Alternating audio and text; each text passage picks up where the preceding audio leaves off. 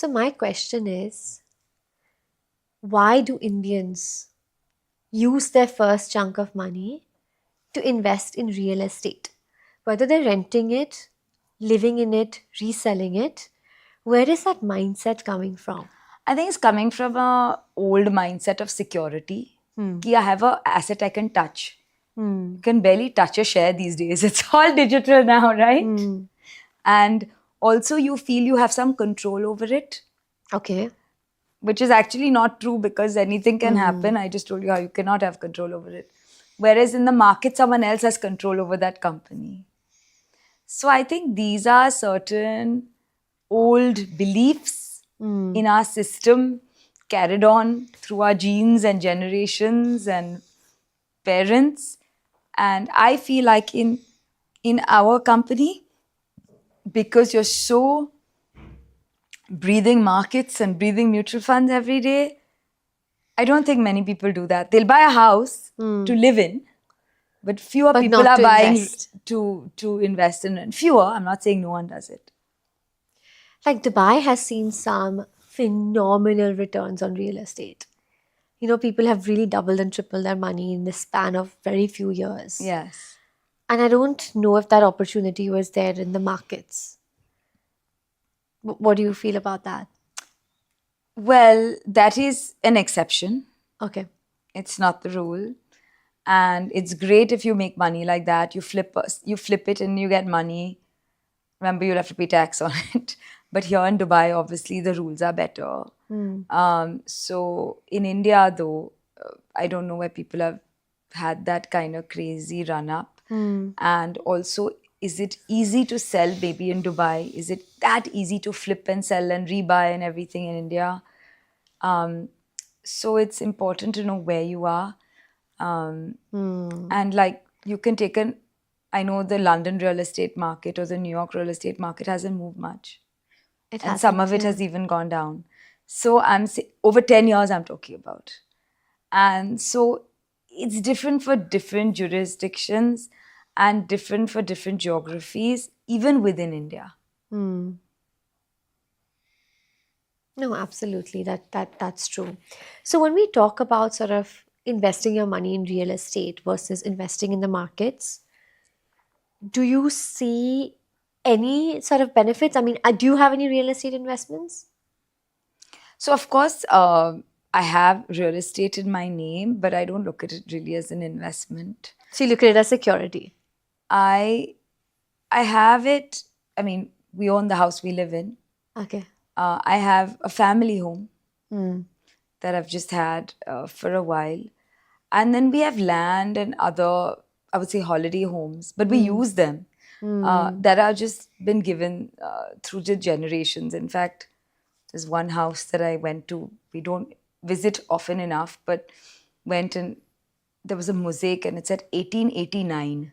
So some ancestor bought it in 1889, passed it down, and my grandfather was so attached to it that he told my father on his deathbed, I only have one wish. So my father said, he's like, you never sell the house and your children can never sell the house.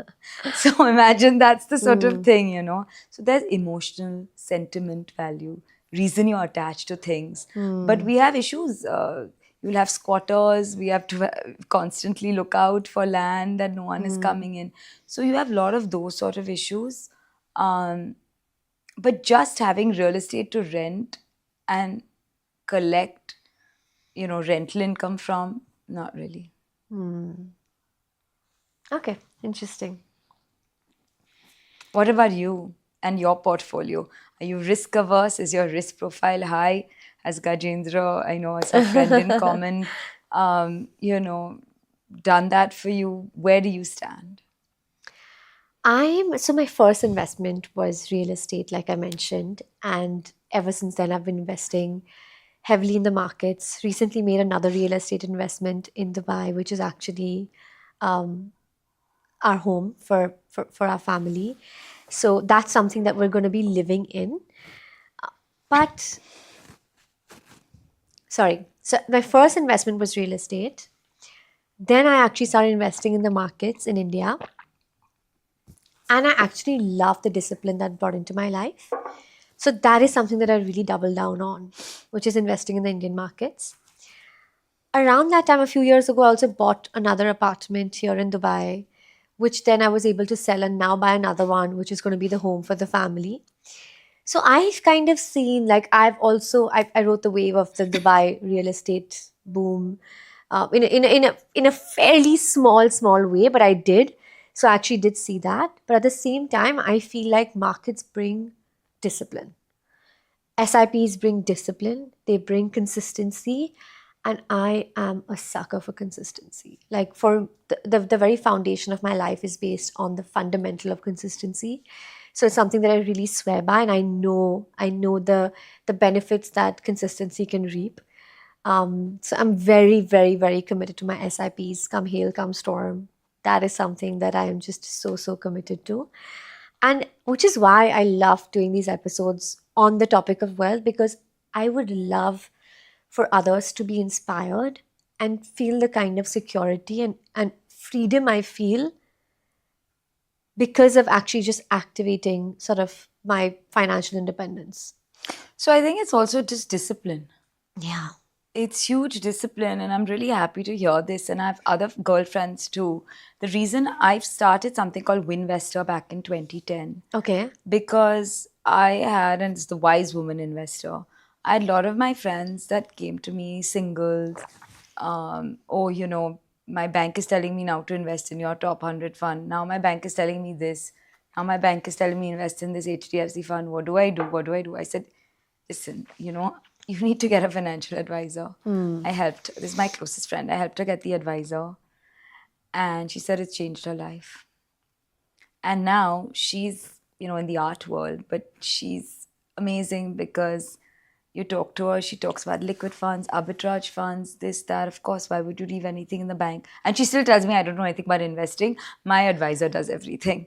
But she But she obviously knows. knows. But that's a because it's sign of a good osmosis. advisor. Yes. My friend really benefited Okay.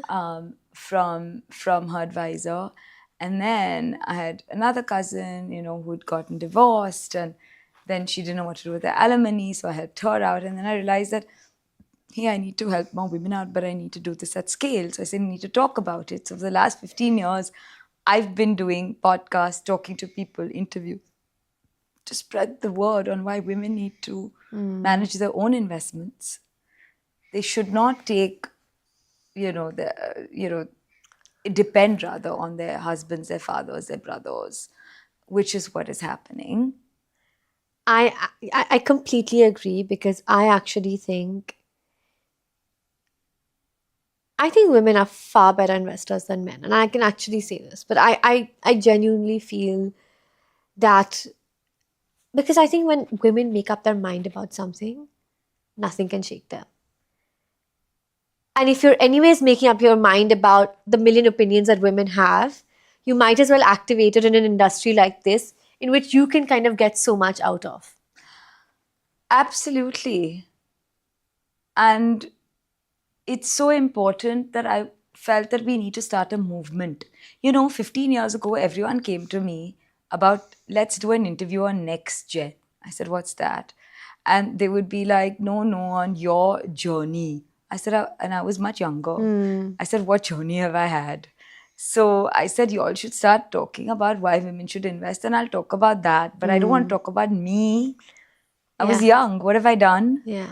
And, talk to my father, because he's the guy you should be interviewing, because he's done a lot. But so then they started sort of pivoting, and now this women and investing has become a big deal, which I'm really, really happy about, because I want everyone to talk about it. It's not mine, I don't own it. But the idea is to inspire everyone to talk about it. And to get Absolutely. journalists to start talking about it. Yes. Yes. So that for was sure. important. And then we started going to corporates. So in 2015, we started going corporate to corporate. And we started first with talking to HR.